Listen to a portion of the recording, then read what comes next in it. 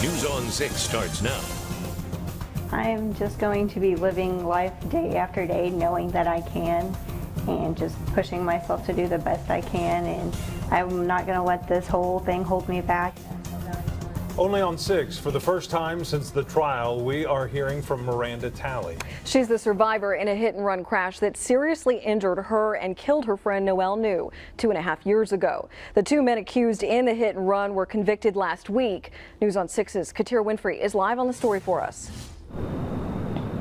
Maranda tells me just coming to the court every day has taken a lot of guts, and for the last 2.5 years she's been waiting to get some kind of justice. And even with that guilty verdict, it won't bring her friend back, but it's the first step in helping her push forward.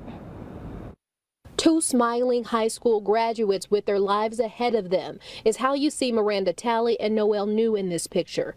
But that story changed suddenly. I live every day knowing that that she can't be here, so I'm going to do this for her, and she's my biggest motivation that I've ever had. Talley now can only go through life without her friend. New died when a truck hit them both and drove away. The driver and passenger in the truck were found guilty of the crime.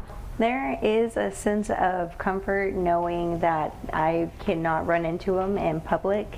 I always had that fear. She says the thought of seeing them or even reading about them on social media brought flashbacks of lying in a ditch in excruciating pain in the middle of the night with her best friend dying beside her. She would just freak out. Her or her sisters even would freak out. Mom, don't go down this road, we can't. In that spot now stands a makeshift memorial. For the last 2.5 years, she couldn't bring herself to go. But after the guilty verdict, she found that strength with her mother right beside her. She showed me exactly, this is where I was. This is where Noelle was.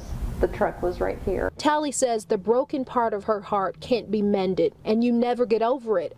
But you can breathe a sigh of relief and push on. It feels like I'm free from all those chains that have been holding me back before. And to honor Noelle's life, her family started a scholarship in her memory. You can find out how to contribute on our News on 6 app. Reporting live on the scene on the story in Rogers County, Katira Winfrey, News on 6.